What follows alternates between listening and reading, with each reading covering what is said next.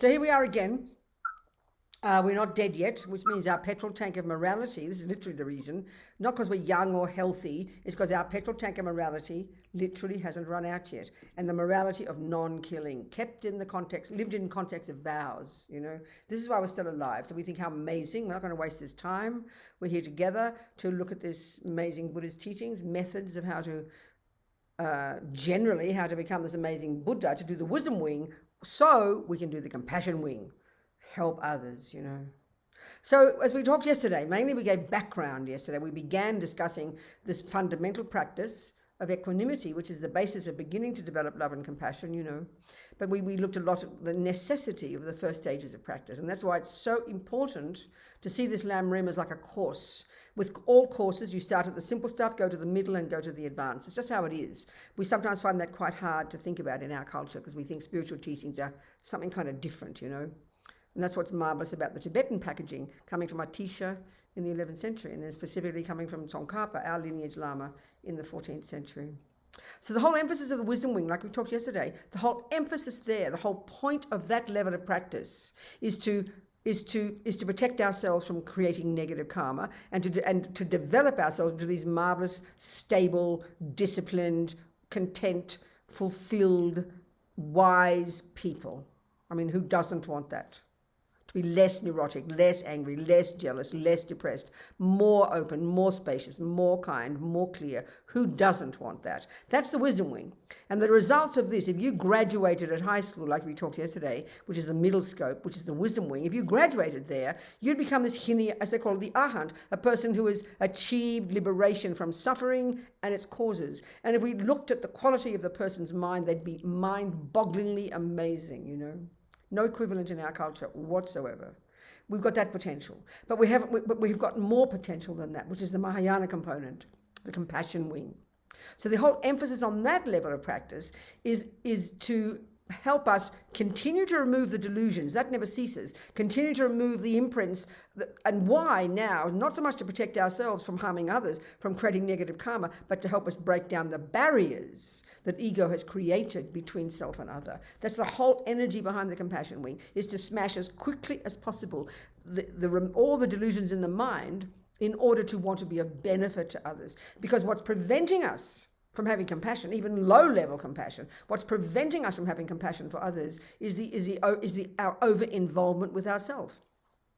I'm not being rude, it's just how it is. So what drives the people on the bodhisattva path, what drives is they're like these fanatics, People talk in Buddhism about getting a nice balance. Forget balance, I'm sorry. Look at Dalai, look at Lama Zopa Rinpoche. He is not, I promise you, he's a fanatic.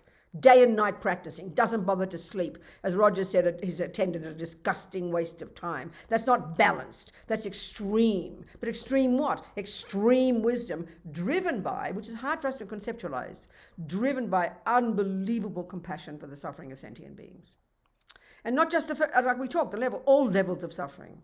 Every single sentient being, as far as this Buddha's view is concerned, not just having the gross level of suffering when the bad things happen, but being completely driven by attachment, which creates even more unbelievable suffering. And then even more than that, the suffering created because we have no understanding of the true nature of reality. So all levels of suffering. So the only way you can have that level of compassion is by realizing that level of suffering in yourself. This is the point, And this is not how we think of suffering in our world, not in the slightest. Our view is profoundly limited if we compare with the Buddhist one. So of course, none of us is anywhere near, well, I'm not, you might be, but ordinary people, nowhere near that level. It's exhausting even trying to love and have compassion for one person. We know that, but that's because we've got delusions. So we've got to try and comprehend, if we read the literature about the bodhisattvas. If you hear Lama Zopa talk about bodhisattvas, it's sort of like this incredible enthusiasm about their unbelievable qualities, I mean, by the time a bodhisattva has a realized emptiness, which then means they become an Arya bodhisattva, which means a superior being bodhisattva, which means they've cut the root of all delusions and now they continue to practice. But, the qualities are inconceivable. It is really like science fiction in our world. But we're looking at Buddha's view here, so we take it as a possibility, So, of course, it's a long way to go for us. But we should be try to be inspired by it, And sometimes what inspires us isn't just hearing the teachings, but reading the lives and hearing about and seeing people who would appear to have accomplished this. Reading their stories is unbelievably inspiring, you know. I don't know, did Geshe Lama Konchog come to New Zealand? I know he was in Australia in the 90s. Did he ever come to New Zealand? Geshe Lama Konchog. Did he come? Do you know? You were in Mongolia or Timbuktu, weren't you? You don't know. But anyway, anyway, the thing was, he's an extraordinary Lama. He was a great meditator. When he was a friend of Lama Yeshe's in Tibet. They were both at Sarah J Monastery together.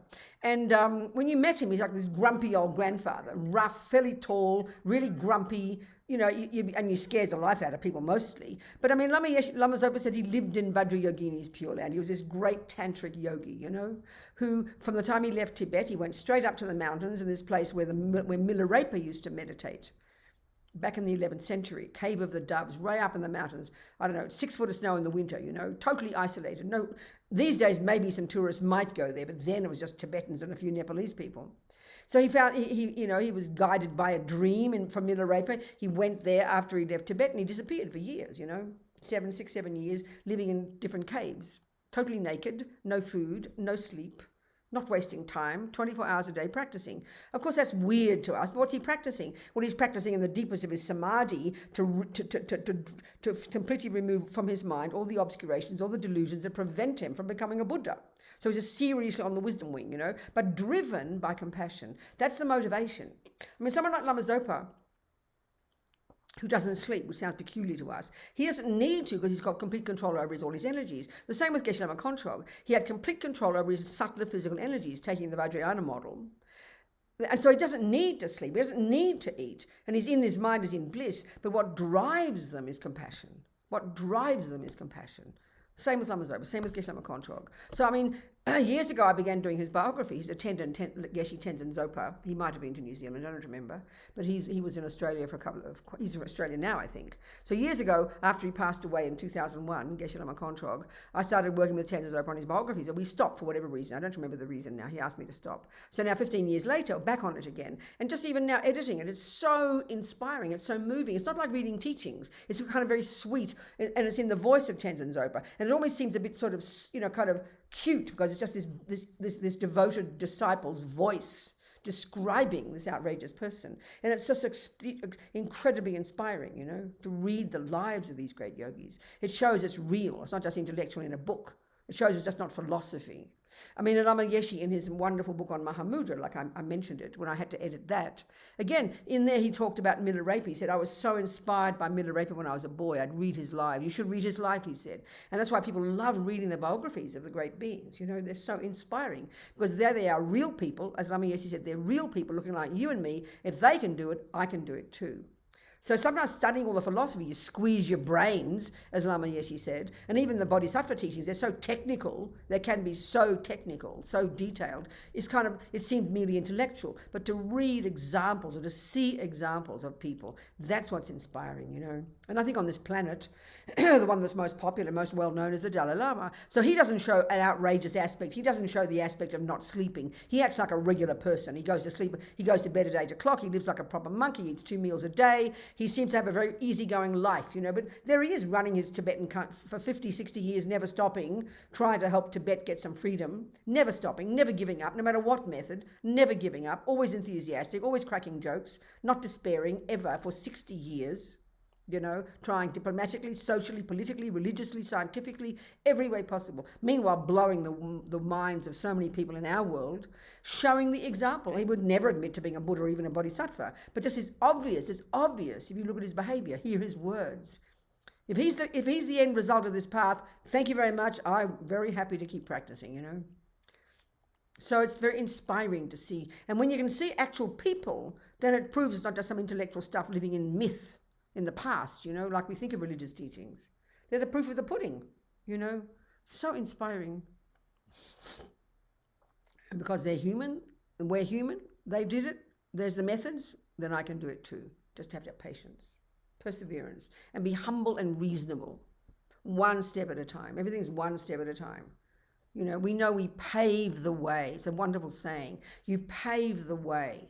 Rome wasn't built in a day. All these wonderful sayings that our mummies taught us, you know. So we have to, that's what gives us enthusiasm. So compassion, okay, there's something very specific about compassion, the level of compassion of the bodhisattva path. It's unique to the bodhisattva path. So let's look at the wisdom wing. Is if you're going to graduate at high school, graduate at middle scope. Think of it like that. You're on the Hinayana path, you get renunciation, you control your body. First of all, you control your body and speech. You live in vows, you do lots of purification. You get to high school, you get shamatha. You then, you get rid of it, you lessen your attachment, you subdue your mind, then you realize emptiness, and in one life or other, eventually you'll achieve liberation in that particular life. So, okay, what would you be like? Think about it. When you hear the stories about freedom from suffering, liberation from suffering, it sounds very abstract, very negating, like you've got, it's almost like there's nothing left. You've given up this and given up that and given up this, and it even sounds like you kind of end up like a nothing person. No, what do you think's in the mind? And when we understand the Buddhist view of the mind, like we talked yesterday, just a minute, please. Sorry. When we talked yesterday, we looked at, oh, hang on. I'm something wrong here. I'm so sorry. Just a second. Forgive me, please wait. Okay, when we talked yesterday, the Buddhist model of the mind is very precise, very distinct. You've got neurotic states of mind, you've got virtuous states of mind, and you have this, I didn't mention the third lot, they're called mechanic, they're called the neutral states of mind. I like to call them the mechanics. They're all the bits and pieces of the mind, like your concentration, good memory, discrimination. There's many of these, and these are, I like to call mechanics, because they're the parts without which you'd be a crazy person. So whether you're a murderer or a meditator, you need these. Everybody needs these to do anything, make a cake or become a Buddha. They've got to be working properly. So they're all developed beautifully in shamatha meditation. So forget those for here. So what we've got is the negative ones and the positive ones. And of course, this is unique to the Buddhist view. The negative ones are absurd, neurotic, deluded, distressing, disturbing, exaggerations, distorted. They're like leading us up a garden path, They're useless, they're hopeless, they cause our suffering and they cause us to harm others. So the wisdom wing is controlling, subduing them. So when you've completed the wisdom wing, let's say you graduated high school, like I said, that'd be all gone. You'd have no attachment, no aversion. You'd have no ego grasping. You'd have no jealousy, no depression. You'd be blissful. You'd be radiant. You'd have clairvoyance. You'd be an amazing person, unbelievable. And naturally, you're going to have lots of love, lots of compassion, lots of kindness. Of course you would. What else is there? You'd be astonishing.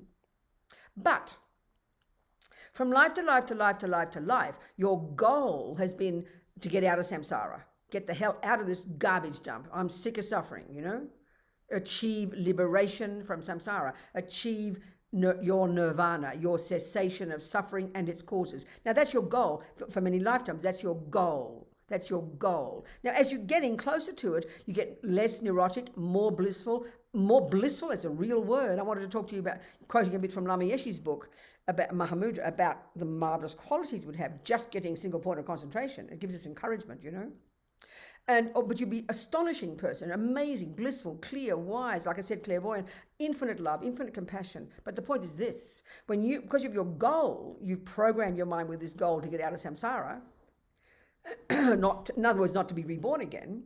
That's the point. Then by the time you get to that life that you've accomplished nirvana, you've got amazing compassion, no question, but your bliss overrides your compassion and your motivation overrides your compassion, and you will zap into a subtle state of bliss. Now, if you're on the Hinayana path, they will tell you, because there's different teachings in Buddhism, different teachings in the world taught, but they all debate with each other. The Hinayana people, the Theravadins, would say that once you've achieved your nirvana and you die, you've gone. There's not an atom of you left. Your mind's completely ceased. Whereas His Holiness laughed one time, we Mahayanas have a problem with that. Because the Mahayana view is your mind never ceases. So that's up to us to look into the teachings, not being rude. But meanwhile, the Mahayana view is you'd zap into bliss.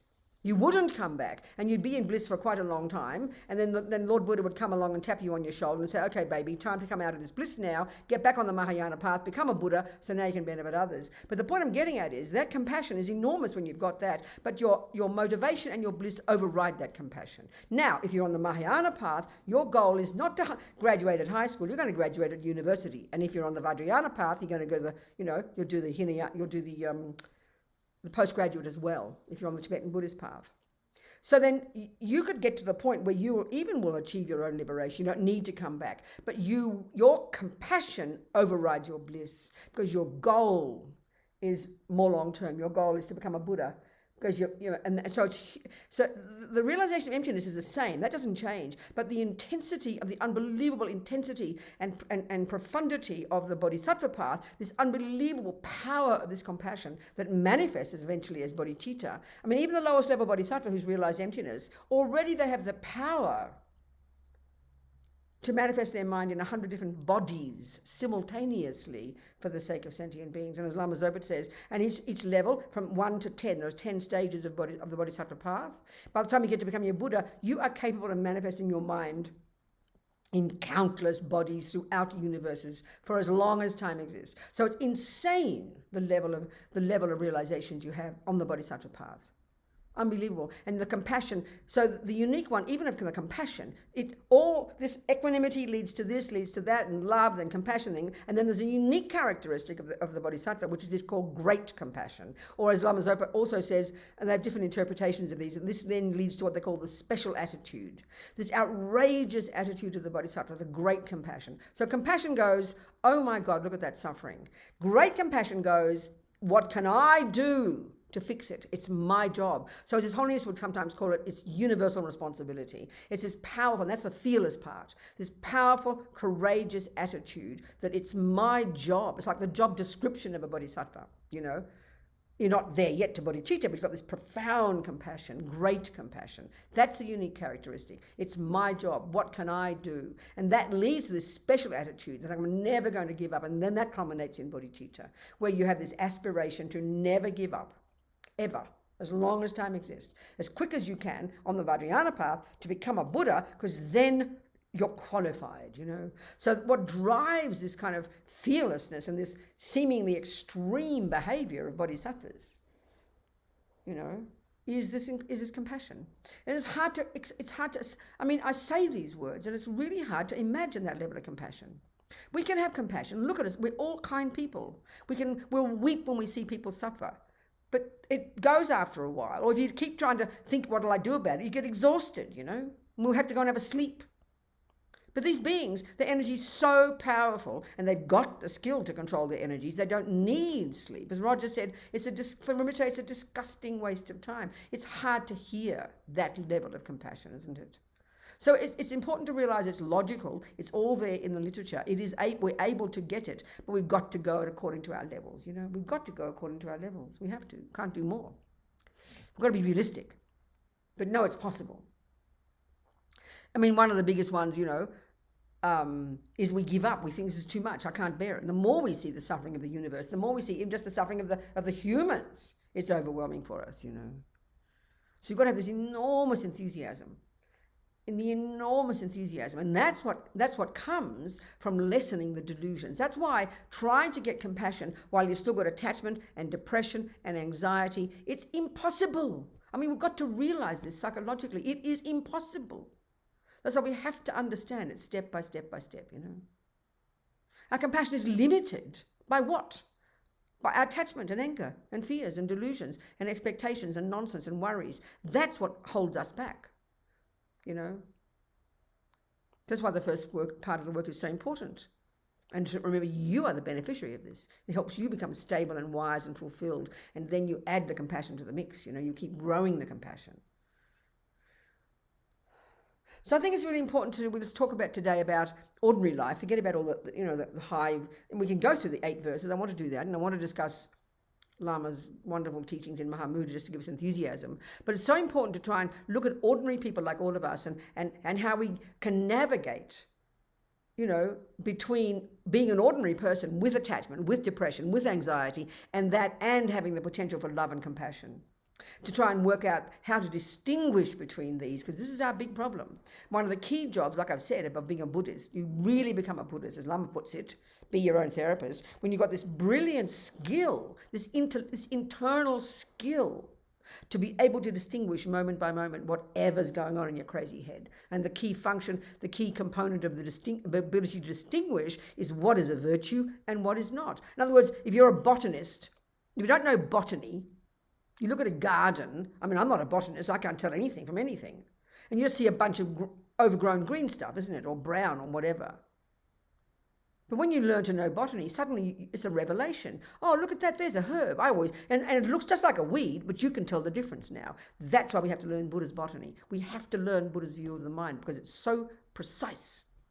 We can vaguely know the feeling of anger, the feeling of depression, but that's not nearly enough precision. We've got to be far more accurate in recognizing the conceptual story that informs that emotion. We've got to get beyond the emotion to more deeply into our mind. That's the real skill we have to learn. So our key job in day-to-day life, in our relationships, at work, with our children, with our beloveds, with our next-door neighbours, with our Dharma friends at the Buddhist Centre, we have to distinguish in our own mind, minute by minute. Is it virtue? Is it delusion? This is the job of being a Buddhist. Can't stress this enough. This is the job of being a Buddhist. And this is our problem because we don't have that view in our culture. We don't have that type of approach in our modern psychology or neuroscience. And this is where the dramas happen. This is why we have nightmares in our relationships, at the centre, in the family, with your husband, at work, with you name it, It's because we're confused about what's driving us. We have to have incredible integrity to see our minds well. Honestly, it's the hardest job, but this is exactly the job of being a Buddhist.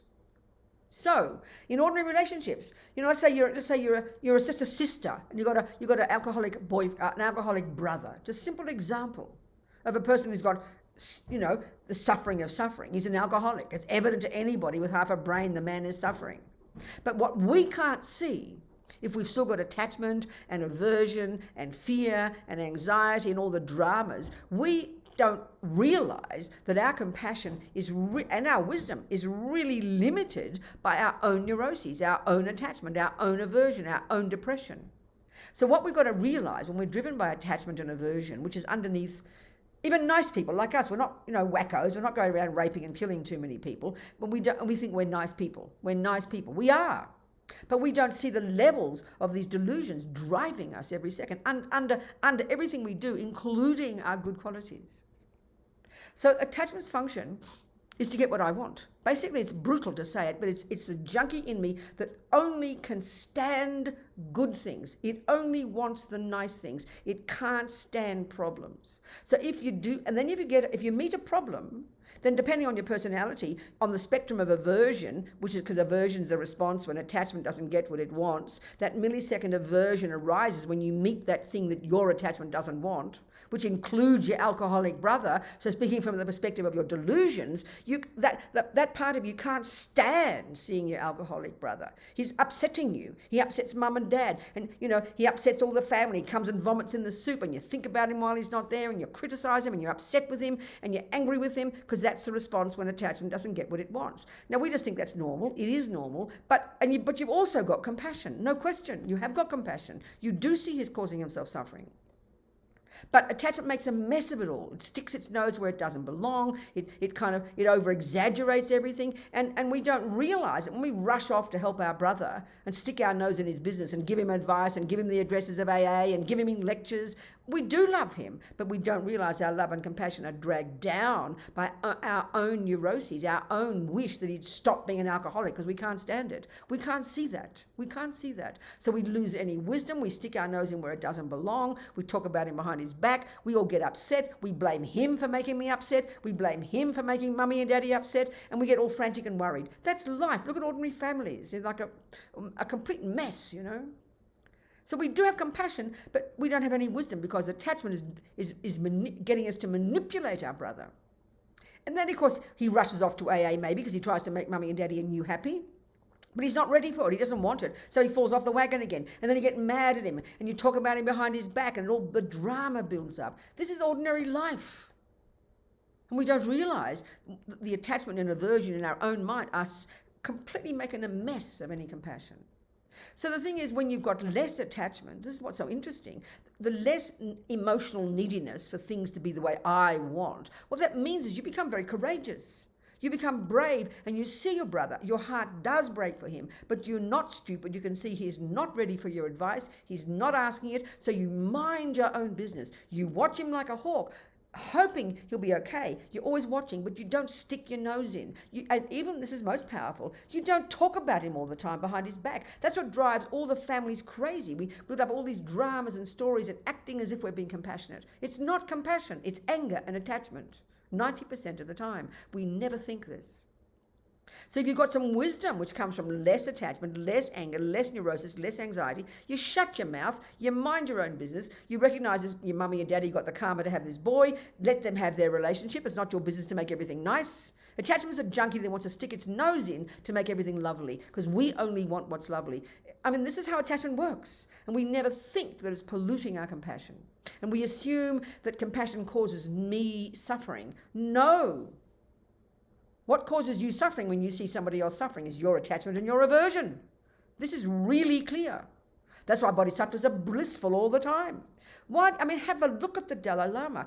If you check out the suffering of his people the last 60 years, it would be enough to make anybody lose their mind. He's like their parent. He's exactly the same funny fellow that he was since he was born. He's funny and light and easygoing. It hasn't dragged him down because he doesn't have any attachment and he doesn't have any anger. That's why he's stable, and that's why his compassion is limitless, but it's wise compassion. And because when you've got that compassion, that's why on the compassion wing you can go to this deeper level, the more profound level of greeting a problem. That's what the brave bodhisattvas can do, because their attachment, this is how they smash attachment. So we began discussing that yesterday, the 8 worldly dharmas, but this is profound, you know. You've got this incredible courage, and you know, the problems for bodhisattvas, they love problems. Bring them on, baby, give me more. It's like, you know, I always think of Lance Armstrong. I know he's a naughty boy now, but I remember reading this article about him in the New Yorker, this fanaticism of his incredible determination to conquer every mountain. So for Lance Armstrong, the higher the mountain, the tougher the challenge, the more happy he was. Well, that's a bodhisattva. The more the challenge, the more the difficulty, the more the problem. Why is it exciting for them? Because they are so, you know, for him, he knows every time, another high mountain, he conquers it and achieves even more. So bodhisattvas, of course, conquer their delusions. So they become outrageous in their levels of compassion. So if we haven't done much wisdom wing, our compassion is profoundly limited. Suffering makes us go insane. That's why people have mental breakdowns. They can't cope with the suffering. That's why people who work, I mean, this is not being rude now, but people who work in the helping industries, that's why people go mad. I mean, I'm hearing many people working in the hospitals now killing themselves. And this is because we've got attachment and aversion and depression. This is not criticizing us. It's just Buddha's analysis. Because we're so limited, we can't bear that much suffering. And it's not compassion that causes the suffering. It's this natural attachment we all have that drives everybody until you're a highly evolved bodhisattva. And that's what drags us down, because we can't bear the problems. We don't know what to do with it. We despair. We've got to understand the analysis, you know. Got to understand the reasons why we're limited right now. And that's the wisdom work we have to do. And that's why the bodhisattvas, who are the suitable vessels, have this outrageous courage. That's why fearless is a perfect word. Courageous, fearless compassion. Nothing deters them. Nothing deters them. The more suffering, bring it on. The more suffering they see, it is the grist for their mill. So you've got to be a suitable vessel to have that level, you know. So that means we've got to know where we're at. We've got to know what we can cope with. So but don't wait for the big dramas to happen. Start with the small things. Start with the compassion for your brother and get some wisdom and know when to intervene and when not. That's what wisdom is. When you're driven by mostly attachment and your own despair and your own depression and your own anger, then you're as blind as a bat. You don't know how to help anybody. You just want to manipulate that brother to make him do what you want, thinking it's compassion. It's not. So it's so powerful, this. We need to have this kind of clarity by looking into our own mind. That's the wisdom wing. This is every day. The boss, you know, the children, the husband, the Dharma, friends at the Dharma Centre, in the street, people you meet. It's constant practice. And the key one is this discriminating in your own mind the delusions from the virtues. That's being a Buddhist. I mean, we don't, sometimes it's hard to know what being a Buddhist means because it's so complicated, but that's being a Buddhist. I don't care if you think you're a Buddhist. If you're doing that, you're a Buddhist, baby. You're doing Buddhist psychology. That's his style of psychology. Distinguishing in your own mind. Each moment, as it's advanced, is it a deluded thought or is it a virtuous thought? And then you learn to know not to follow the deluded one and to follow the virtuous one. That's practice. And then your body and speech will be controlled. You won't harm sentient beings. You won't make a mess, and you'll keep moving, And this is why, which is the high school practice, junior school is the first one. I mean, even in Buddhist centres, all these nice people, the number of disharmonious environments that come. I mean, every centre I've been to, there's a drama. The director doesn't like this person, that person criticises the director, that person doesn't like the SPC, they come into politics, they go behind, they go blah, blah, blah with the mouth, Our mouth is the worst problem. If we shut our mouths, if we control our body and speech, junior school, entry level for Buddhism, think of this. It sounds kind of cute. Oh yeah, control your body, control your speech. Look at the world. If everybody controlled their body and speech, the world would be blissful. The world would be peaceful. That's what does the harm. The slaves of the mind. And the speech for us humans, most of us aren't terrorists and rapists and thieves and murderers. But we rabbit on with this mouth of ours. The trouble it causes, Unbelievable. And such a hard practice. That's junior school. And that's with the wisdom with your brother. To know when to say something and when not, That's the point.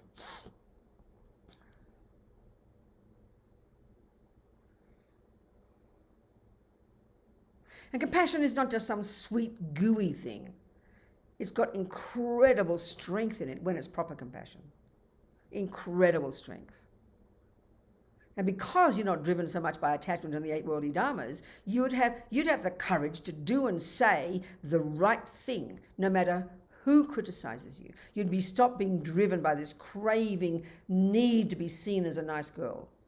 And this is very hard to see. And this is another way we can confuse attachment to being seen as a good girl and running around being mummy's little helper and compassion. They're so different, but we don't see this. Well, it's like one of the commonest things, like I always joke and say you've got the good girls and the bad girls, the ones who make trouble and the ones who are peacemakers. Now, in my family, there were 7 of us, 7 siblings. We had a typical, dysfunctional family, crazy father. I love my mother, I love my father, I love my siblings. But, typical deluded human beings. Join the universe here. So it was, when we were children, it was like a joke, each of us, my mother and father had so many babies so quickly and we never made enough money, always struggling, My mum sent us to the best Catholic convent, and I always joke that here we go, 70 years later, she probably still owes the bills because she wanted us to get the best education, my darling mum. Struggling all the time, struggling. She helped my father, ran the family printing business, and then she'd come home and teach music. I mean, she just never stopped working day and night to struggle to survive, to keep this family of 7 children, And all the dramas. So we ran out of, they had so many babies so quickly, there were 8 actually, and 1 died, 7 girls and a boy. My brother came at the end. All my sisters are like me, loud and bossy. Can you imagine my poor brother? Anyway, we love our brother. Anyway, our house was too small. We had to share beds. We had to rotate, We weren't the poorest of the poor with 1 room and 14 people, but, we had to share beds. And so, of course, with all of these volatile personalities, it was really intense, really, really intense. All this shouting and yelling and screaming and dramas. Now I forget the reason I'm telling this story. God, what was I saying? I lost the plot. My family. 7 children. God knows why I was saying this story. I'm so sorry. I forget. Peacemaker. Oh, thank you. Good. That's the one. Thank you. Very good. Thank you so much. Okay. It's like a joke when we all talk about it now because we're all very harmonious now. We all love each other. 70 years later. We're all between 65 and 75, the 7 of us. I think my mum had 8 babies in 9 years, I think. Anyway, whatever. The point is, everyone has got different personality, So one of the sisters would become catatonic and just disappear into herself. One became anorexic and, and was the bossy one. I was just a fighter. Anytime there was a fight, I'd jump in the middle. This is what I did. I didn't mind, fights and shouting. Another sister, another one, she would be the placater. She would do everything in her power to make everything nice. Everything in her power to make everything nice. Everything. I'd do the opposite. We'd all have our own styles. So she was the one who looked like a really kind person. And she was, no question. I was the one who looked like a bully, and I was, I promise. But she was the typical good girl, and she would do anything. Even one time when, she talks about, she found some note she wrote to herself when Daddy was out, he was coming home drunk, he used to come home drunk, and she said, well, I'll make sure that Robina stays in her room, and I'll make sure that Mummy goes over there, and our grandmother lived with her. Well, I'll get her to be over there, and I'll make sure I'll put Daddy in his room, and I'll try and close the door, because she was trying to control the entire situation to make everything peaceful, because she couldn't stand when the fights happened. Now that sounds very noble, but that was her attachment not getting what it wanted. So she didn't have much anger and shout and yell. She couldn't stand shouting and yelling. So she'd do everything. So it looked like she was so kind, but it was completely attachment going berserk to control it all because she couldn't stand the pain. I'm not being rude. We're all like this. Whereas for me, I didn't care. I didn't ever think about what would happen. And if I heard the shouting, I'd jump in the middle and I'd be shouting too. We all got our different neuroses, So I looked like the big bully and the naughty one, and I was that, and she looked like the peacemaker. But we're both coming from the same place. We both got our own needs to have things the way we wanted. We both got our own aversion. Her aversion didn't manifest as shouting, but, to control everything, to control it all. And that's a great word for attachment. We talk about control freak. That's attachment. Desperate to make everything the way I want it, acting as if it's coming from compassion. There's some compassion there, no question. So it's very tricky. It's quite subtle, We have to see the difference in our mind. We have to see the difference. Attachment has the function of being, first of all, dissatisfied, then kind of emotionally hungry for always something to be the way I want it, and then control freak to make everything the way I want it. That's exactly how attachment works, So the good girl mode, they don't shout and yell. They don't make trouble. They're the opposite. But it looks, but that's often the person too who gets trod upon. That's the person who becomes vulnerable. They're the mummy's little helper, because their attachment to be, as well, to make everything lovely, but attachment to be seen as a good girl.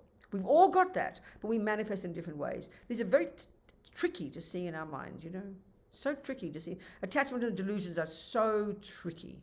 And we can have the theories perfect, but until we start doing the inner work, and still we start owning it and catching it every single day, then we'll begin to build up something.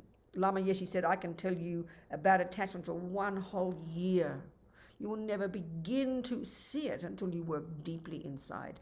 Be your own therapist. It's not cosmic, it's very practical, but it demands integrity. It demands ever more subtle awareness. It's not just, now I've controlled my attachment for cake, I'm done. No, that's the tip of the iceberg.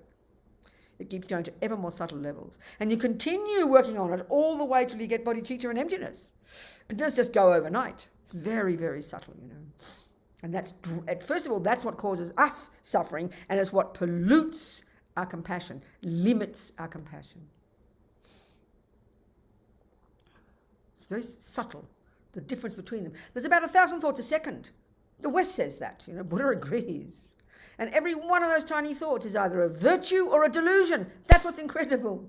So precise.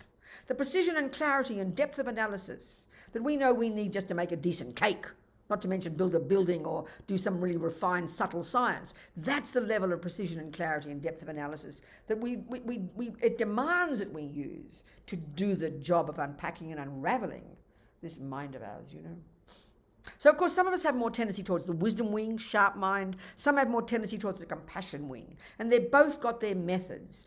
A powerful method to lessen your own suffering is help others. A powerful method to lessen your own suffering is to work on your mind. Either way, they each help each other. And we have to know the different times what's the most beneficial tool to use in our daily lives, But so they're getting back to this, like we talked yesterday, this higher level, this more outrageous level of compassion, this one of exchanging self for others, which is finally what you get when you have bodhicitta.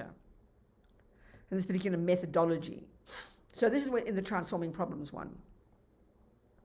So the whole logic here is this. The logic is this, like I mentioned before. I've mentioned it already. You're driven by this. It's like you're driven by this wish to benefit others because you see the suffering is so unbearable. That's the ground. That's the compassion. You see the suffering and it's unbearable. It's unbearable. You see it and so the great compassion in your mind is what can I do? What can I do to help? That's the point. That's what great compassion is. So then, of course, the answer is, well, I'm not that much yet. I'm limited. I don't have enough skill. That's the answer. So you don't just give up. So you've got to keep working on yourself. And what are you working on yourself here is the wisdom to see what to do. And that wisdom comes from ripping out the delusions, because they are limiting you. Your compassion can only go so far without wisdom. So it's constantly you're doing both aspects. So the compassion is enormous, but on its own, that's not enough. Compassion is not enough. You've got to have wisdom. And that's what comes from lessening attachment, lessening aversion, lessening your fears. So the bodhisattva on this powerful wish. So with that attitude, they know that the quickest way to get rid of delusions, the quickest way is to meet an object, a person, an event, a scenario that is horrible, that your attachment can't stand. That's the attitude of the bodhisattva. So this is all expressed in the 8 verses of so-called 8 verses of mind training. So we can go through those, this radical level. This text was kept secret. This whole practices of exchanging self for others back at the time of Atisha in Tangpa. Atisha brought these practices from his own guru Selingpa in Sumatra, where he spent many years, and back in India, he was at Nalanda. These practices were kept secret. No, it wasn't just Tantra, it was secret. This was secret because they were so opposite to normal, So let me just find the 8 verses, and we can go through them. I mean, I've got, in my mind, I can got them roughly, just got the essence of them. I won't say every word, I'll just get the essence of them. They're very interesting because they're kind of, the first one, the second leads to the third, and each one gets more difficult. So this is the attitude. This is a text by Langri Tangpa, some great disciple of Tangpa, who was the main disciple of Atisha, who brought this lineage to Tibet. So the first verse, already outrageous. I mean, I see these verses as kind of outrageous, The first verse, let's analyze the words. It says, roughly speaking,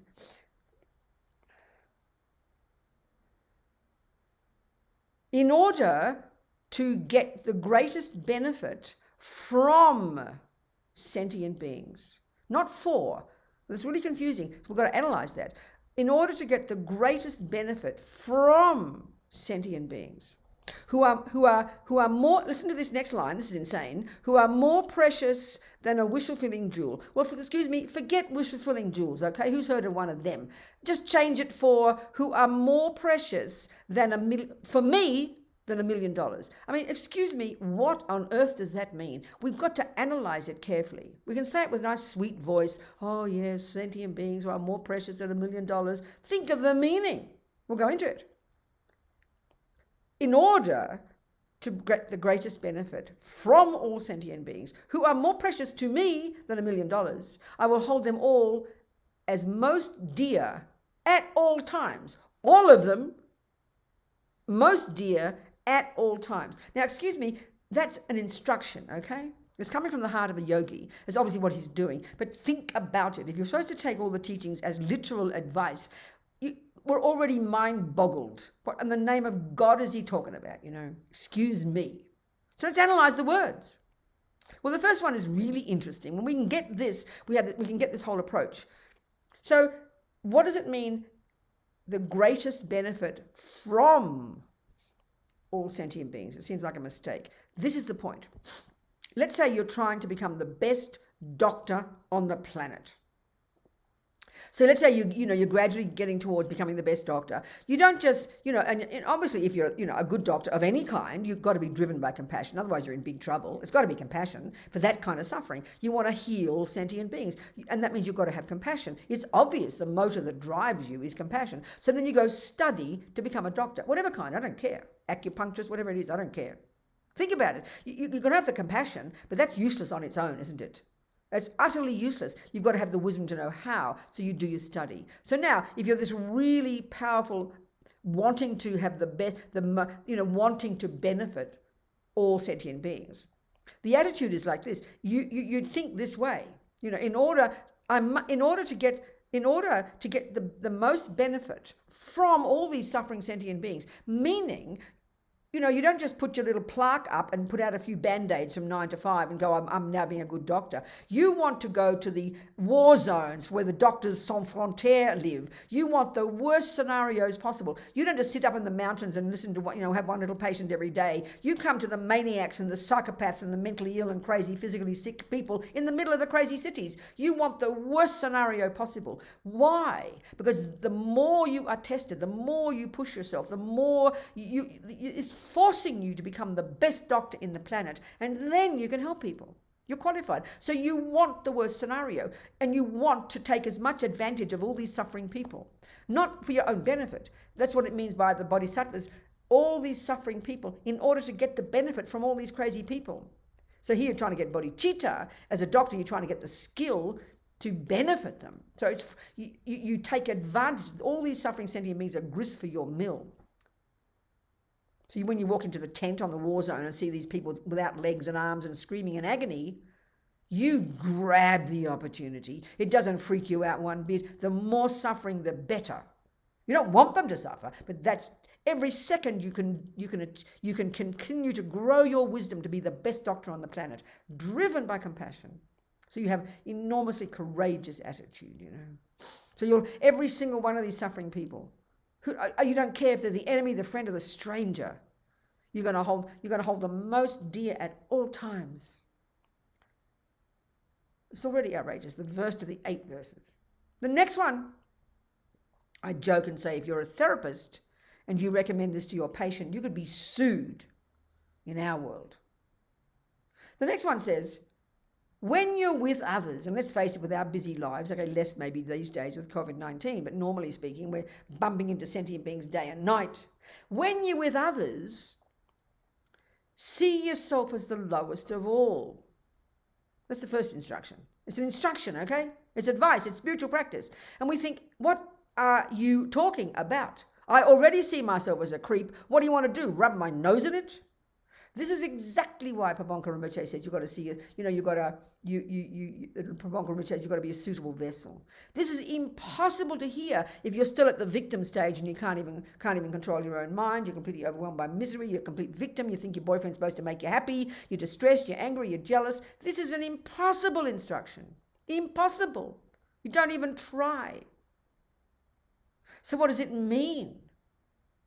Well, again, the whole point behind all these 8 verses, this whole level of developing this fearless compassion, the whole attitude is this powerful compassion, wanting to benefit others, but you've got to get the wisdom that knows how. And the wisdom that knows how, not going off to a medical school, here the wisdom to know how is limited by your delusions. So you want to smash the delusions, because by removing your delusions, your mind is clear and you have wisdom and you can see how to benefit them. So the whole goal of this approach is to absolutely love problems, because they're the way to smash your delusions. When Lama Zopa Rinpoche, in 2011, we were all at Atisha Centre. I don't know, were you there? Venerable Namdra, were you there in Atisha Centre? 2011? Nangcha, no, I forget. Bernice, I keep remembering your Bernice. Were you there at in Atisha Centre in 2011 when Lama Zopa had the stroke? Yes, I was, yeah. I can't hear. Yes. What? She said yes. Oh, she did? Okay, good. So remember when we first got, the first night when Misha had a stroke and we sent off to the hospital and we were all there the next day, a couple of hundred of us, and then Roger already, a big rainstorm's coming. Venerable Roger already started videoing Rinpoche. And it was kind of, I'll never forget, we had this video of Rinpoche. The first time we saw him after he's got the stroke and he's in the hospital. And he's like, he sounded like a drunken senile person, because he couldn't talk, you know. But he was laughing hysterically. Apparently the nurses and all the people at the hospital, the Catholic hospital in Bendigo, could not get over these outrageous people. All they did was, his attendant, Roger, was there day and night, sitting in a chair, taking care of him, the Tibetan monks, and they all just laughed the whole time. I mean, nobody laughs when they had a stroke. They're distressed, they're freaking out, they're crying, they're worried. That all Lama Zopa did, and it seemed like, the way I like to put it, as if I know anything, that this suffering he had, this stroke, it sort of like increased his own level of compassion 40 million times. He was like in bliss. This is hard to understand, but I have to say, this is how it was. He was like blissful. This level of suffering was for the way he described the compassion that it was driving him in his own mind, you know. Because with a person like that, there is no ego grasping, there is no attachment, there is no aversion, there is no anxiety, there's no fear. So it's just this amazing energy that's forcing him, you know, to this incredible levels of wisdom and compassion. It's kind of extraordinary to see it, you know. Effortless, unbelievable compassion. The more problems, the better. So you've got to be a suitable vessel. I mean, even just a slight headache, we can't even stop wishing it would go away, you know, and try to remember, oh yeah, I'm trying to suffer for sentient beings, but I still wish it would go away. I mean, we understand this, you know. So this second line, this first line, to see yourself as the lowest of all, what literally is how do you do that practice? Well, first of all, he's saying, when you're with others, always see yourself as the lowest of all. That's impossible in the beginning, because you've got to do it, you've got to practice it consciously, one step at a time. So start with one person at work, at the Dharma Centre, in your family, one person who even just slightly annoys you. Start with that person. And the practice is this. You just don't say, oh, may I see myself as the lowest of all. We've got no idea what it means. So what it means literally, because you're trying to smash delusions, remember, because you're trying to increase your compassion. And you know your delusions, you understand it because you've done the wisdom wing. Then the attitude is, you find one person, and in your mind, you don't go and say it to them, you think of one thing, especially if you don't like them, this one thing they can do better than you. Maybe they've got cuter feet. I'm talking about real simple. Maybe they've got a prettier voice. Maybe they're more intelligent. Maybe they're a better carpenter. Maybe they make a nicer cake. I mean, something so simple and very precise. And you think they are better at that than me. And so for us to hear that you see yourself as low, we can't hear that properly. It's quite hard to hear it, you know. So because the second line says, not only, the first line is see yourself as the lowest of all, and the second line says, and see all others as supreme. So they're heavy duty words for us, but when you understand the logic of it, you consciously take one thing, that person you don't like, that is better than you, that one quality. They still might be a maniac, I don't care. But the one quality that's better than you, which means they're higher and you're lower. I know we don't like those concepts, but it's very simple. If you're in grade 5 music, you're higher than me, I'm in grade 4. It's very simple. It's very simple. But we get very nervous about these words in modern psychology because we've got so much self-loathing and we have so much dislike of ourselves. We're sort of, these are danger words for us. So we have to really hear it carefully. And it's a profound practice. Just once. Try it once a week, you know. To actually consciously find something better about the person you don't like, especially that person. That's how you chip away, you know. Eventually the bodhisattvas actually are like that all the time. I remember, you know, we hear about His Holiness. And it's very interesting because, I mean, when we hear these types of things, you hear about a person who feels low, we assume it means low self-esteem. It is not that. It's called humility. Humility and low self-esteem are a completely fascinating pair, you know. Low self-esteem is based on attachment, based on aversion, it's totally self-centered, and you hate yourself. That's dissatisfaction, and we love that. We know that disease well. But humility is completely different. You could have two people, both good at the same thing. The person who's got low self-esteem, this is what's interesting, you flip that over and they've got arrogance. This is very shocking for us because we love to admit to low self-esteem, but we never admit to arrogance. But pride or arrogance, which overstates your qualities, is the flip side of understating your qualities. They're both delusions. Okay? Now, humility is a flip side of self-confidence. They're virtues. They're not ego-based. They're not miserable. They're more spacious, and they are virtues. So a person who's humble is also self-confident. A person who's got low self-esteem is also arrogant. In other words, low self-esteem is resentful that other people dare to be better than me. We don't like to think of it this way because it is terrible suffering. It's not denying that low self-esteem is not suffering. It is, but it's the flip side of pride. We're like resentful of somebody who's better than us. Every time a person with low self-esteem sees someone who's better than them, we get more miserable, like how dare they. But a humble person, they're delighted by somebody else's qualities. They can even learn from them because they're content in who they are and they've got self-confidence. So this is the crucial piece back on the wisdom wing. The difference between the delusions is they're miserable, they're I-based. It's either arrogance or low self-esteem. It doesn't matter. They're both I-based, miserable, distressing and unhappy and exaggerating. But virtues are valid, are spacious, are fulfilled and content. So we have to see the difference, you know. So lowest of all sounds terrible to us. And that's what, and everybody, like with this holiness. On the other hand, too, it's interesting, when we think of a person who's humble, we think of a quiet little mousy person. No! Look at his holiness. He's the most charismatic, powerful person you could ever meet. I remember being, for a while, Lama Geshe, back in the 80s, and Lama Geshe invited His Holiness to Europe. He was one of the benefactors to invite His Holiness for Europe for a couple of months. And for some reason, Lama amazingly chose 10 of us to be security guards for His Holiness. Lama was so outrageous. And he chose 5 women as well as men. It was unusual. I mean, Tibetans never had lady bodyguards. Now they do.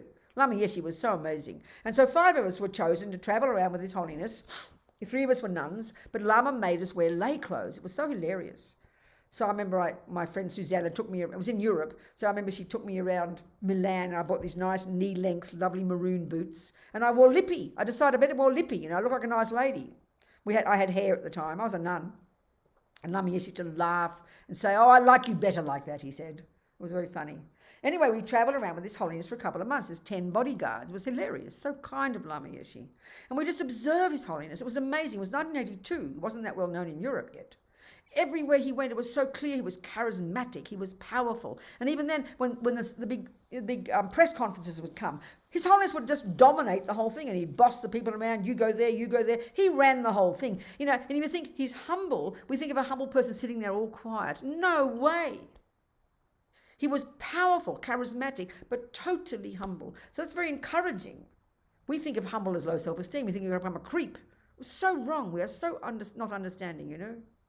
It was moving to see the way he affected people. It was incredible to see it up close. For these 2 months, it was incredible. We travelled around with him in France and Italy and Spain. It was amazing, you know. I felt so fortunate. Lama Geshe, I felt like I won the lottery, being His Holiness's bodyguard. And then a couple of years later, we had a meeting in Dharamsala, and I was at that meeting with His Holiness. And he looked at me afterwards. He said, "When did you become a nun?" Because he saw me in lay clothes, right? And I knew what he meant. And I said, "Oh, Your Holiness, I was a nun then." And he gave me a big hug. He said, that's my security guard, he said. That's my Dalai Lama story, okay? Anyway, where am I? Humility and low self-esteem. So try and hear this lowest of all in a more nuanced way, please. And all others as supreme. Try and hear it in the proper way. Because His Holiness, he says, "Whoever I'm with, I see them as my best friend." And everybody can attest to that. It's immediate. It's not pretend, you know. So it's really just, it's so important that when you see examples of it, then the teachings make sense, you know. So the next verse says something like, "The moment I see a delusion arise in my mind, endangering me and everybody else, I will catch it and avert it immediately." So this is something that seems a bit different, because mostly it's about the rest of the world, but for some reason this verse pops in here and it's about your mind. So now this is even outrageous too. "The moment I see a delusion arise in my mind." So the assumption there surely is the default mode for that person who wrote the text is to have virtue in the mind. And every now and again a naughty little thought pops up. I mean, it's the opposite for us. Our default mode is attachment and upset and slightly anxious and slightly worried and a bit low self-esteem. I mean, our default is the delusions, and a moment of virtue pops up, we might be happy, you know. So again, what's this practice? Is to be learning to distinguish between delusions and virtues. This is the key job of being a Buddhist. So do the best we can. Then the next 3 verses, I always sort of say that each one gets worse than the next. And it seems like this next verse is sort of like the outside world, quite separate from you, that you read about or you see. So back then it was written in the 11th century. Can you imagine now in the 21st century, with instant access to every country in the universe and every garbage thing that ever happens? It's 1 billion times more intense. The verse says something like this: "When I see evil people. Well, you know what's the word we use for evil people in our world? Psychopath. It's a really great word. When I see the psychopaths who are driven by negativity and suffering, and that's the interesting point. We don't think a psychopath is suffering. We just think they're evil. But they're suffering. By definition, they're driven by their intensely craving attachment, aversion, arrogance, wish to harm, etc. Of course, they're unbelievably suffering. So when I see or read about and think about all the crazies in the world, I forget the analogy now. Something, what is it now? I'll act as if I found a precious treasure. What's that mean? Again, the thing driven in the driving force through these 8 verses is this powerful wish to find the most intensity of the suffering in the world and use it as grist for your mill to smash your self-cherishing, your attachment, and your ego grasping. Why? So you can become completely limitless in your wisdom to know how to benefit others, because you're desperate to benefit others, because you have such compassion. So within that framework, all of this stuff makes sense. In ordinary world terms, it's insanity. Has no sense whatsoever. Now, I think the next verse is getting closer to home. It's like in your broader surroundings, like work or your colleagues and people around you, so distant family and colleagues. So this next one says, something like, when someone accuses you of saying or doing something you didn't do, I forget the right words, it's something like this. You've been accused of, falsely accused. Falsely accused. This happens regularly in work, among kind of colleagues, and it's the worst nightmare. You can't believe they think you did that thing. We can't believe they think I meant that thing. And we're desperate. The suffering is so unbearable. So when you're accused, roughly, of doing something, you will accept the blame. You will take the blame and offer the victory to them.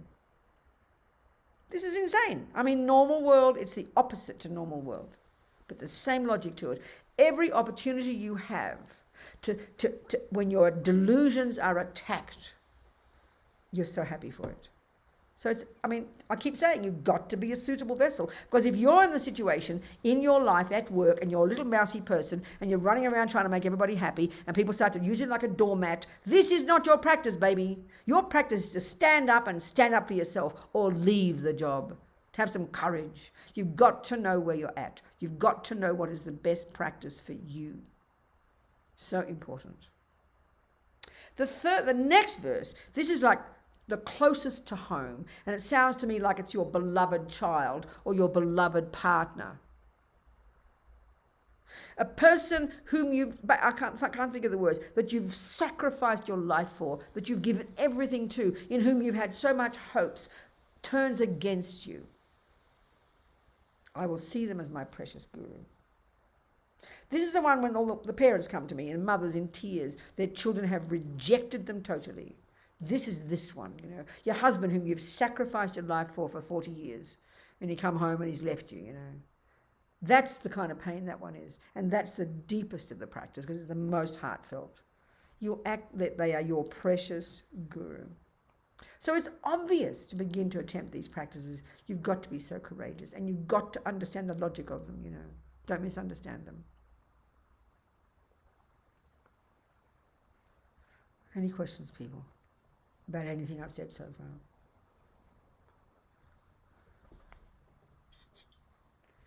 Anything in the, Jennifer, anything in the chat room, whatever it's called? Yeah, there's one, I'm not sure, it's a question or a comment. It's from Helen. Managing my expectations. Who is the person? Helen. Helen, hello, darling. What's the question, Hi. Helen? You say it to me, Helen. Okay, managing my expectations is the hardest thing. It's easy for me to get caught up in spiritual competition. I have this need to keep up with what I perceive as Somebody else's progress, somebody else's... others' progress. So do you, can you understand? So do you obstacle. understand that attachment? Do you understand that it's attachment to be seen as a good girl? That's what drives all of us, darling.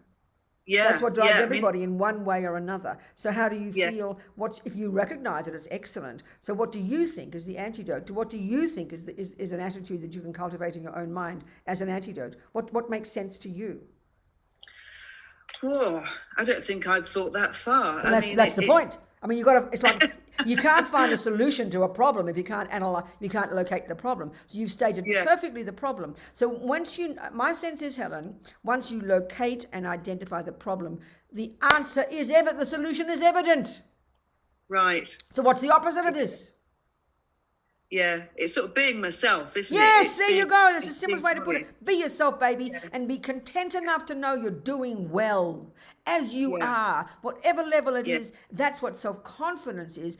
Low self-esteem is coming from this attachment to be seen as a good girl and this neurotic drive to compete. Because, I mean, it's all locked up in this idea that I'm not worthy unless someone else says I'm good. I'm not successful until someone says I'm successful. So the antidote, the immediate one is, I'm doing okay. And don't lie to yourself, Helen. If you're lying there all day lazy as bones and doing nothing, then don't say you're okay, because you're not. But if you're doing the best you can at the level you are, you've got to learn to be content. And being content, consciously saying, I am doing well, is so simple it's embarrassing. That's what contentment is. It's the antidote to attachment, which is the bottomless pit of dissatisfaction. So a million times a day, be sincere with yourself. And then the other one that's really powerful, delight in this other person, their progress. Delight, rejoice. So the trouble is, often when we've got low self-esteem or we've got this craving to keep up, we're exaggerating somebody else's progress. We exaggerate their qualities. We're fantasizing that they're much better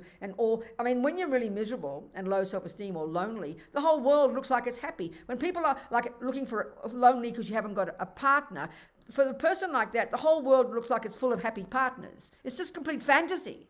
It's fantasy, So it's really powerful to notice it, and if you've located it, that's marvelous.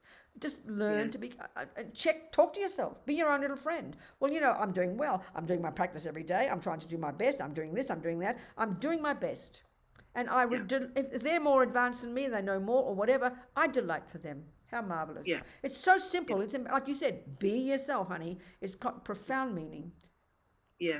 And of course, it's not going to go overnight, honey. It's the deepest delusion we've got. But you check it every time, you catch it every time, and you apply the antidote. Because it's good enough you've got to see the problem, but you've got to find the solution. There's no point in just, often we're obsessed with locating the problem, and we forget to find the solution. You haven't, as you said, I haven't gone that far. Well, it's like you've just noticed you played the wrong note on the piano, and you keep going on about, I've just noticed I played the wrong note. I played the wrong note. But what's the bloody solution, dear? Play the right note. Otherwise, you'll just get stuck. Do you understand? Yeah. Yeah, good, I do. Helen. Thank you. Yeah. Very good. Thanks. Thank you, darling. What else, people? Anybody Robina, else? I have a question. Yes, Sarah, you talk to me, sweetheart. You just mentioned something that was very present for me in my life at the moment around like work and courage and things like that. Yeah. Very brief. I find it very difficult. You said you've got to have courage, but is there a way to develop more courage? Like, I just find it very difficult to stand up and be courageous. Well, in another way, it's a variation it's a variation of Helen's point, don't you think? I mean, there's a variation of it. So in what scenario does it arise? Let's be more precise without trying to be too personal. What's a scenario in which this arises? It's work an ethical, or close relationships? Sorry? Close relationships or work? Work relationships. So give a scenario. A professional ethical dilemma. I'm an academic. It's about publishing with unethical, balancing basically professional relationships and not wanting to put people offside, but publishing with an unethical journal. And I'm just finding it very difficult to stick to my convictions and integrity and balance those professional relationships and speak up for myself. Okay, but now that you've mentioned it, can we go into more detail, just because it's good to be precise? So you said an unethical publication. So where's your dilemma with that? Is it, you mean you're afraid to say no to them? What do you mean? I don't want to publish with them. Oh, okay. So is that complicated to say no, though? Why? It's very complicated to say no. Well, try and say why. Because my colleagues are wanting to forge ahead for various. I feel like they're finding reasons to say they're okay. Say that they're okay. I think they're searching for reasons to make them feel good about. Okay, no, I hear you exactly. So, okay, then everything is, what's the loss for you? I mean, you're going to lose your job if you say no. Are you going to have all them dislike you, turn against you? What are the consequences of you standing without being bossy and without being arrogant about it and all snooty nose, but simply saying no? What would be the consequences of this that you think that you're terrified of and don't want? potential to not work with these people again. It's not my job, it's extracurricular, but to sort of standing in the professional community in which I Okay, so listen, honey, this is the one that's the practice as we progress, giving up attachment to being seen as a nice person or to seen as successful. This is the one that is the greatest integrity, the one that we need to cultivate. So that means you've got to analyze carefully what you think the consequences might be that you are so afraid of. And this is really important. Not just don't just follow some gut feeling, but you've got to be very analytical, because attachment is exaggerated. Attachment desperately wants to be seen as nice and do the right thing, which is, and in general, virtuously wanting to be good in your community is really excellent. It's good to have a good reputation. You must have that. But, to have the courage to stand up and to risk other people going against you, you have to bear that risk. And then often when you discover that you stand up, all the other people who are afraid to stand up will be so happy, and they'll be so glad that someone's had the courage to stand up. You don't do it as an arrogant thing, but you just try to follow your own integrity and have the courage to be prepared to lose. That's where even just in ordinary relationships, most people are afraid to leave that husband, afraid to leave the job, because they imagine all the consequences. I don't know what I can do. I might never find another partner. I might never get another job. That's our fears, and that's what holds us back. So you've just got to be logical with yourself and check your basis. Your baseline is, I want to have integrity. I want to do the right thing. I also would love to have a good reputation. I want in my field to have a good reputation. Nothing wrong with saying that, but I want to have integrity. And we all know we love people this way. In politics, the ones who really stand up, people admire that person in the end. So that's an encouraging thing for your mind. But for your own sake, you've got to be confident for yourself. It's all you've got to do is one step at a time. Try not to conquer the whole world, but one tiny event as it comes. Deal with that one. And you don't get arrogant. You don't give lectures. You don't stand up all so special, I'm so brave. You just try and do it little bit by little bit by little bit. But be prepared to lose. Like if you're going to leave that crummy husband, you'd be prepared to not find another partner. But the irony is when you make that decision, that courage, you always will succeed. You will succeed, because fear is the opposite to success. Following courage, and the other point, it's an interesting point here, it's related. I remember hearing about years ago, some Australian nurse, I think, who was living in the UK, and she worked with dying people. And then she wrote a book from her findings, and it was called The 5 Greatest Regrets of the Dying. And the greatest regret, it wasn't not walking up Mount Everest. The greatest regret was, I didn't follow my heart. I didn't do what I knew was the right thing to do. What I wanted to do, I did what I thought other people expected of me. That's the one, baby. That's the greatest regret. That's very powerful, isn't it? Have the courage, because in the end, we do not lose anything. You only gain more. Because the point is, with our view right now, it's so small, so fearful, so worried that we can't see anything. But the moment you make that brave decision, you open a whole bunch of new doors, and everything will be okay. I mean, there's a wonderful saying the yogis say, if you really practice your ethics and your integrity, the food will roll up the hill to you. So have courage, sweetheart, one tiny step at a time. Are there practices for deepening courage or facing those fears? Are there I'm telling you the practice. I'm telling you the practice. Yeah. It's your mind. So do you have any other practices? Do you do do you do any other practices in your daily life as a Buddhist? I know we've discussed, Sarah. Do you have any other daily practices? I'm still no. Do you do any mantras, or do you like any of the Buddhas, like Tara or mantras, any of that type of thing? You like those kinds of things? I do like Tara, yeah. Okay then, baby girl. The job is what I just told you. That's the technique. But by doing Tara, that gives you courage. That gives you strength. She is about courage, optimism, action. So by doing Tara practice, identifying with that energy in your practice, that gives you the courage to do the actual practice of doing it, of changing your mind and making that decision. One baby step at a time, Sarah. Okay. Really, sweetheart. Thank you. Have courage. Yeah. And the Tara energy is just like, she's courage. It's exactly what she represents. This powerful Buddha of courage, of action, of optimism, of success. Identify with that, identify that part of yourself, and then just every day do it quietly, and then you get courage. Every time you do it, you get a bit more courage, and you keep moving. So be brave, girl. All right? I will. Good, darling. All right. Everybody has this one. It's an amazing, powerful point, honestly. Thank you so much, Sarah. Thank you, sweetheart. Thank you. I appreciate it. A pleasure, darling. What else, people?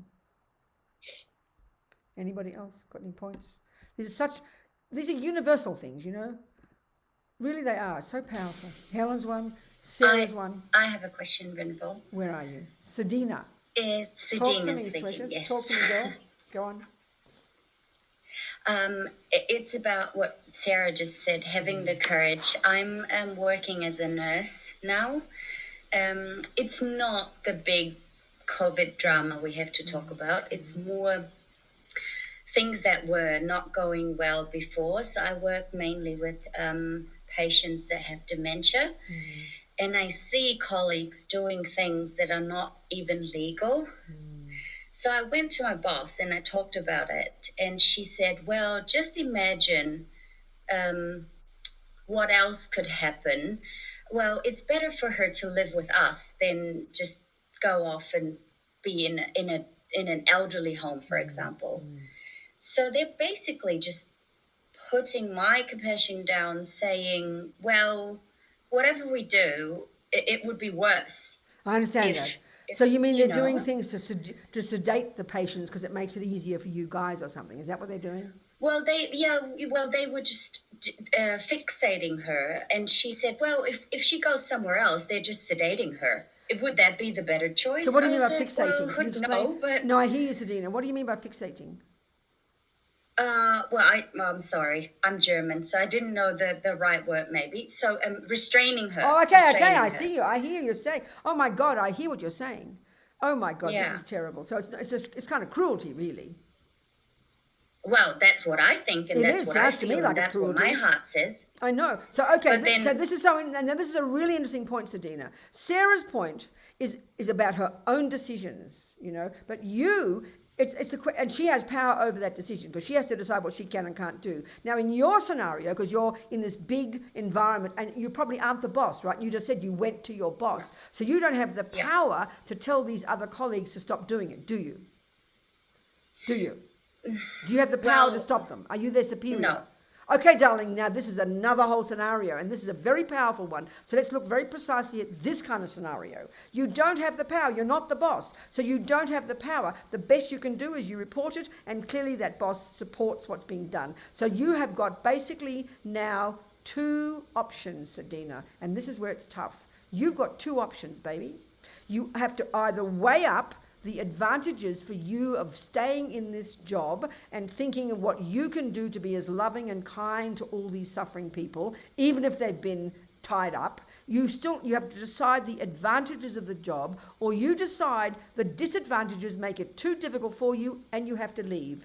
Bottom line for you, honey, and this is a powerful point, because much of the time we can't change certain situations. We don't have the power, and you right there do not have the authority or the power. So that means you've got precisely two options. So often what happens is, in a scenario like yours, you'll start to go to your superior, you'll go to another superior, then you'll get thrown out, people will go against you, and you will gain nothing. So you've got to decide, what are if there are advantages for you to be in this job? So I'm sure if you are compassionate and you have contact with these different people, there are ways you can benefit them, you can love them, you can have compassion, you can be supportive of them. Then you've got to weigh up, is that advantage worth it, accepting you can't change, or you realize it's not worth it and you leave? Are you kind of getting my point, Sedina? You've got to be very logical and very clear with yourself. Because to sit there and be miserable and start arguing and going, they'll just chuck you out, baby. In the end, you'll gain nothing. So you've got to have the wisdom to know when to stand up, when to do something. Sarah's point is very clear. It's her own decision, what she plans to do. Yours is a different scenario, and this is very common, because we can't change everything. You've got to weigh it up, honey. And is it worth it? Are the advantages worth it, or are the disadvantages making it that you should leave? That's your decision, I would suggest. Well, I don't know if her advantages are worth it. No, I'm not talking. I'm scared. Sedina, wait. Whose advantages? Yeah. Who are we talking about now? From the lady that is being restrained. Okay, but no, we're not discussing that. We're discussing you. We're discussing, okay, let me ask you a question. Have you got the power to unrestrain this lady? Are you allowed to do that? You can change it. Yeah. So what'll yeah, happen? well, So what'll yeah, happen then after sort you've of- done it? So what'll happen? Another nurse will come along and they'll restrain her. Is that again what will happen? Probably. Is that likely going to happen? Yeah. Okay, so if you can relieve her suffering at that moment, and in this case by unrestraining her, then sweetheart, do it. But if you know that the next second they'll restrain her again, or if you can help her, I mean, why do they restrain her? Because she behaves badly? She shouts and yells or something, or tries to get out of bed? Yeah, she tries to get out of bed. Okay. So this is the whole point, Sadina. What you're doing is you're pointing out a problem and you're trying to think of a solution. So one solution is you take the restraints off. Another solution might be you be her friend and love her and help support her to help her calm down. Now, sweetheart, if you can do that, then please do that. Then absolutely. But that's what your decision is. What can I do and what can't I do? And then within that, you do your best. At the same time, not going against your colleagues. You don't want them to all hate you. You've got to work together. So by being kind and supportive, you can find many ways to be skillful around the corner sort of thing. That's the wisdom you have to develop. Do you see what I'm trying to say? Are we communicating? Yes. Because for you just to start, I'm not saying you are being angry, but for you to go to the bosses and then keep complaining and this is wrong and how dare, in the end you will gain nothing and you won't even help the woman either. So you've got to be very skillful and very wise if you want to keep being there and know you can be benefit to these people. You understand my point, darling? I do, but I see also that she could be maybe in a different place where they would treat her better. Okay, then if you've got, again, the bottom line is, Sadina, do you have the power to make that happen? Can you send her somewhere else? Have you got that authority? I don't, but Well, if then I who keep does? talking Who has about it, who has the authority? my boss, she could do But something you just about it. stated that your boss accepts that this is fine. So this is the point I'm getting at, Sadina. You might be absolutely right in identifying a problem, but you've got to have the wisdom to know how far you can push it. That's what I'm trying to tell you.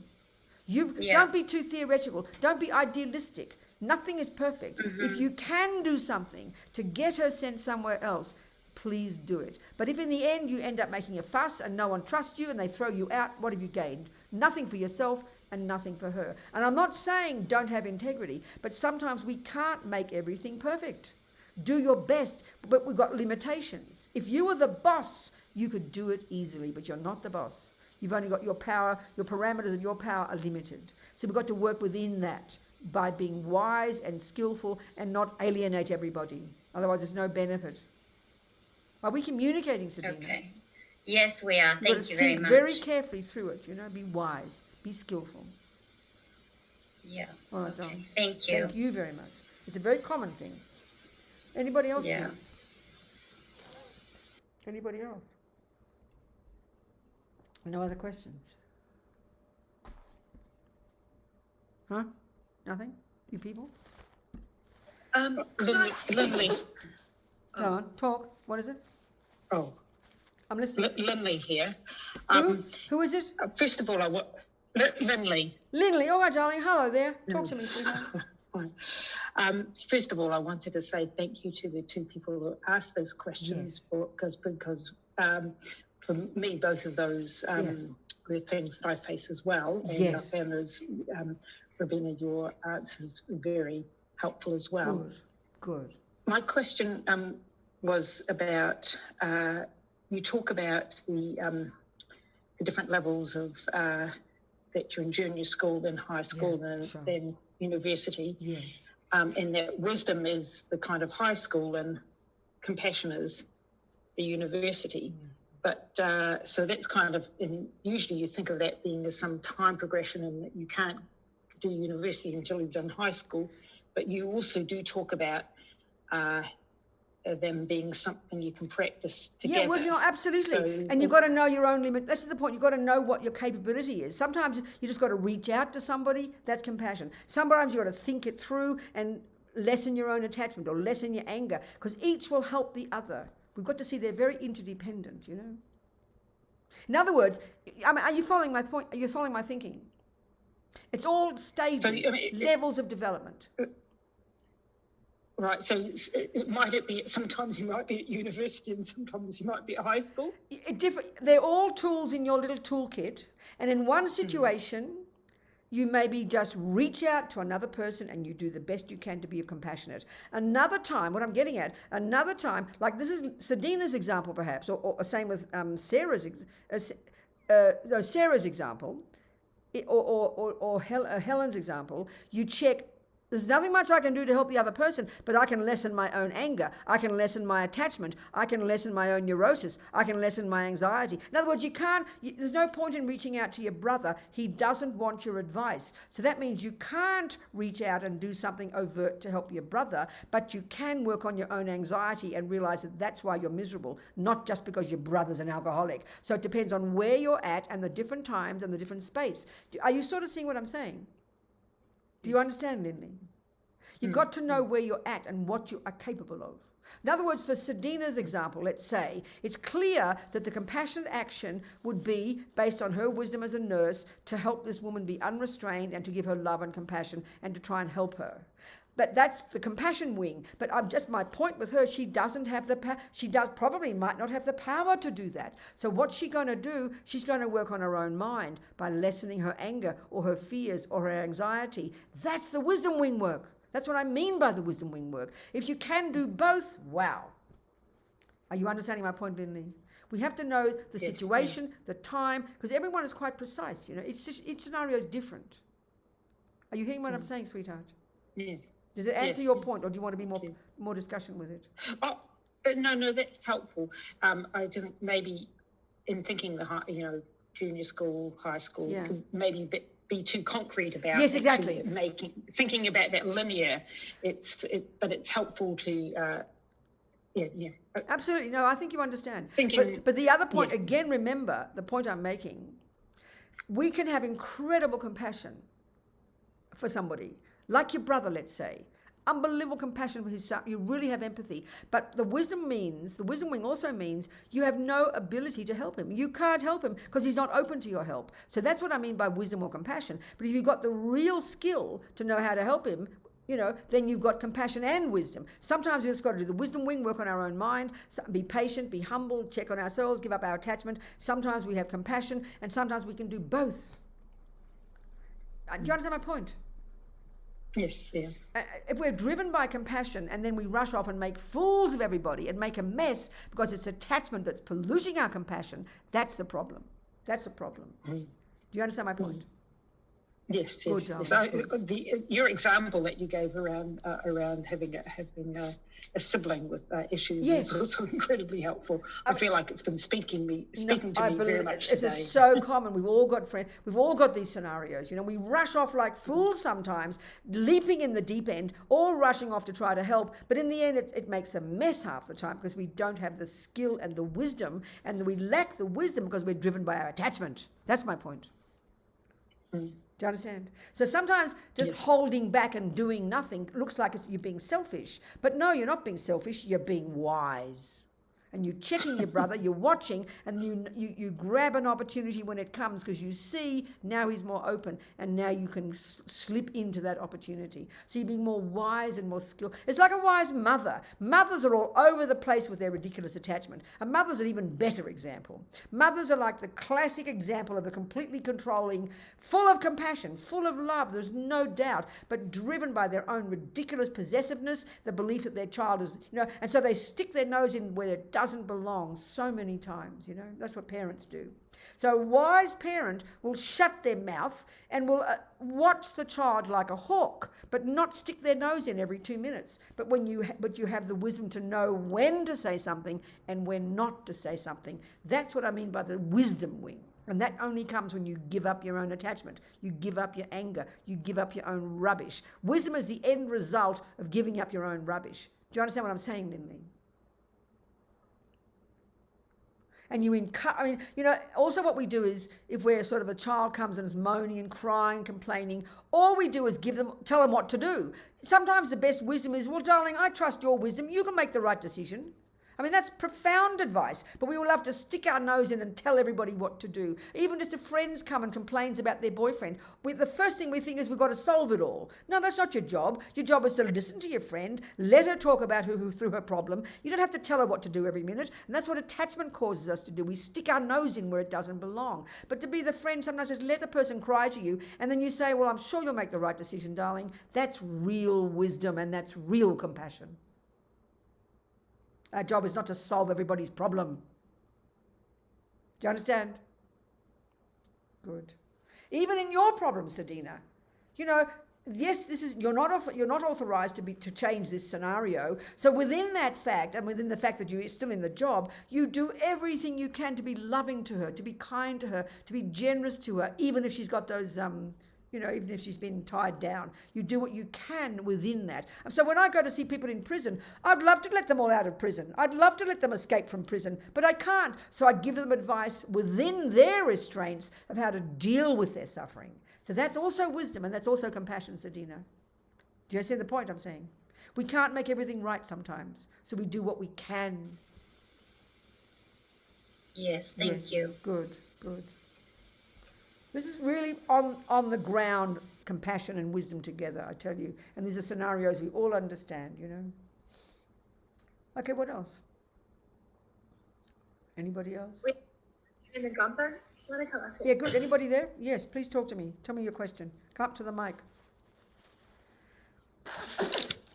Hi, Venerable Robina. Who my is it? name's Crystal. Hello, Crystal. Hi.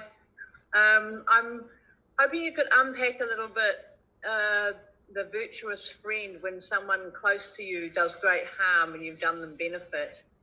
I keep thinking of my friend who looked after her mother, deaf and blind, for 10 years or possibly 20 years, and then all her male siblings, once she passed away, fighting for who gets all her money and want to seem to take it all from the my one who friend. did all the hard work. You're the one that's done all the hard work. This is so common a story, isn't it? It's so wicked, isn't it? And they already borrowed lots of money from their parents to buy a house and never paid it back, yet still want What's left? And so so it's your friend. You're trying to help your friend, in other words. Yeah, I keep. Huh? Yeah, my friend. I keep thinking of her because it's sort of broken her heart. So then the question is, then you're not the person it's happened to. You're the person who wants to help her. So are you able to help her? And how do you help her? How do you think you can help her, Crystal? I think maybe I can help her understand how to see. What? Or is it Say it again. help her understand how to see her brothers more as as virtuous friends? And No, I know, but if she could, but first of all, let's look at it practically. There's no other way. Has she got a lawyer? Can she change the will? What does the will say? Look at the practical side first. What does the will? This is sometimes how you can help. Forget about the spiritual side. What does the will say? Yeah, no, it's. I can't quite remember what it all said, but it was that most was to go to my friend Jane. But then how can they change the will, though? These are the practical issues. Maybe you've got to get her to find a bloody lawyer. Has she got a lawyer? They've been through the courts and it's all settled now because okay. She gave in, but her but what family is so what is the conclusion? This is now the law. Okay, good, this is helpful. So what is the conclusion of the court? What's the final conclusion of this will? Who gets the money? Well, she got some, but they still got more than she did, and so they got what they want because she'd run out of puff, really. She'd run out of effort, and now she's dealing with sort of...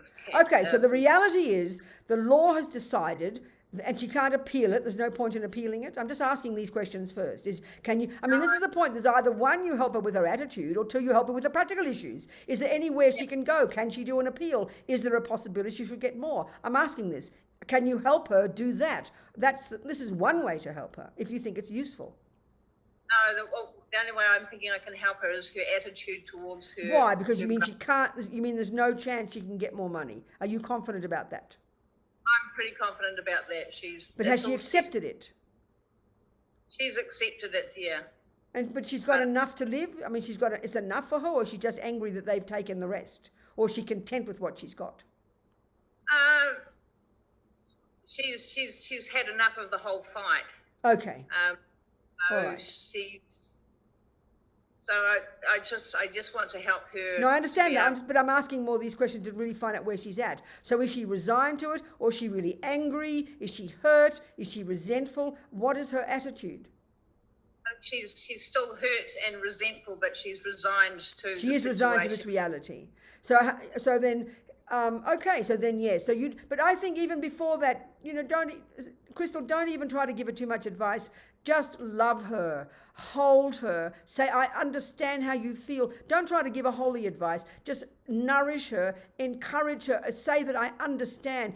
Validate how she feels, give her lots of love, and then slowly try to find a way as she progresses in this and becomes content with the whole situation. Then you can begin to talk about compassion for her brothers. It's too soon for that, I think. This is where we've got to be, where we're at. She's got to heal her own hurt first. I mean, it's all very fine to talk about having bugger the brothers, these greedy mothers, let them just go be where they are. Tell her to forget about her bloody brothers. Tell her to forget about your boring old brothers, how rude and how mean they are. Look how kind you were to your mother. Look how you did all the hard work. You deserve whatever you got, but this is the way life is sometimes, and learn to be happy with it, darling, and I understand how you feel. Let her cry, nourish her, and validate her hurt. Don't give her too many lectures about loving her brothers. Tell her to forget about her bloody brothers. Are you seeing what I'm saying? And then when she's ready, she might be able to love her brothers when she wants to, but forget about them now, these mean, wretched people. Do you understand my point, darling? Say she's in high school and say she's ready to... and I want this understanding for myself as well. Say, ready to see them now as a virtuous friend.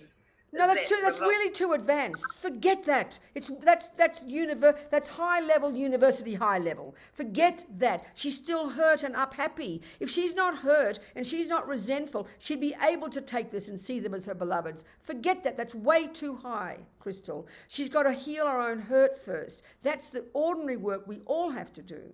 She's got to heal her own hurt. She's been used, she's sacrificed her life for her mother, and now she's feeling like she's been badly done by. That's reality. When she's gone past that, she will be past it. But she's not yet. So see where she is at and meet her at that level and just love her, and don't give her lectures and don't tell her to love her brothers. It's way too high.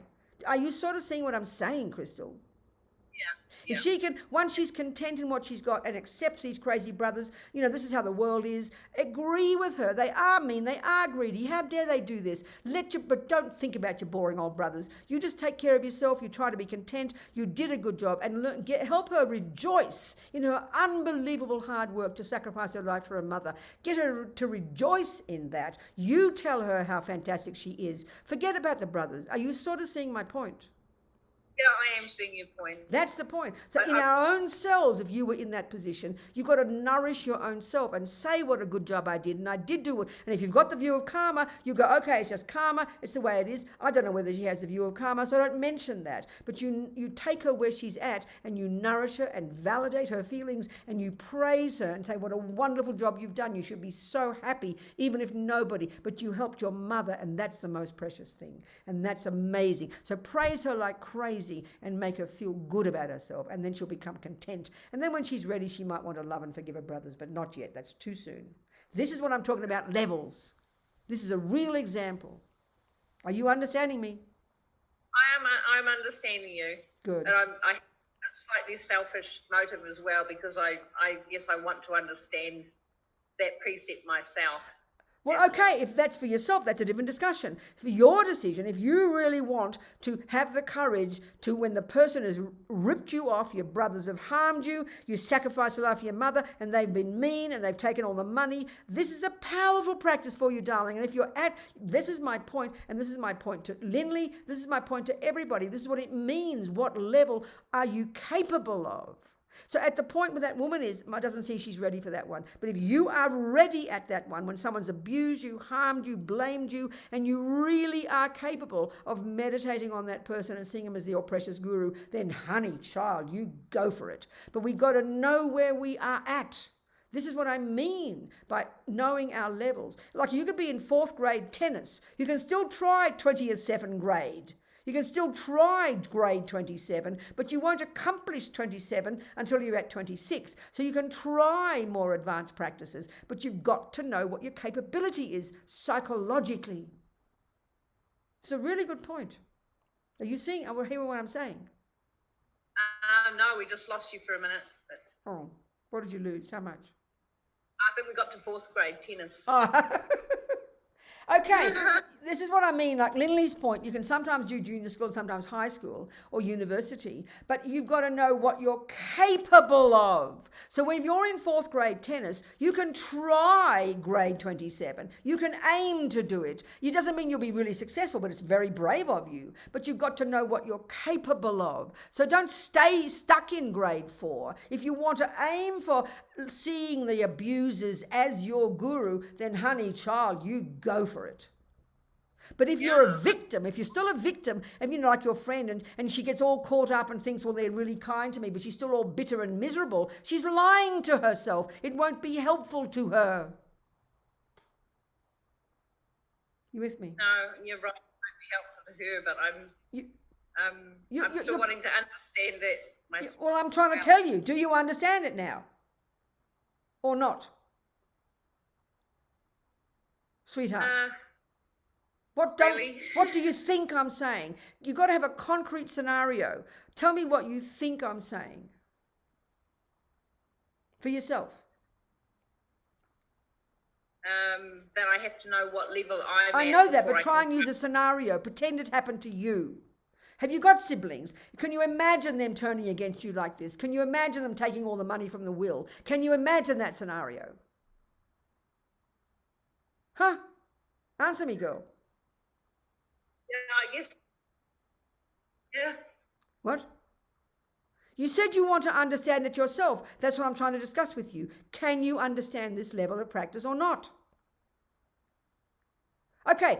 Have you ever been harmed by anybody, Crystal? Yes. Are you able to see that person as your most precious guru, whom you are so grateful to because they've shown you your shitty attachment, and you're so happy to want to rip out your attachment, and you're happy to see them as your most precious guru? Can you do that in your mind? Huh? Honey child? Yeah, I think maybe I can. Well, then good. You're being brave. But I think with your friend, you're overstretching it for her. You're being a bit too kind of holy for your friend. Be more simple with her and love her and hold her and nurture her and praise her for her wonderful work all those years. And screw her boring old brothers. Yeah. And be happy with what she's got and be glad that she's done she needs validating. She needs praising. She needs you to support and love her where she is at. That's wisdom, to know how to help her. Yeah. Are you hearing me? Yeah, I'm hearing you. I've answered my own question. Good, darling.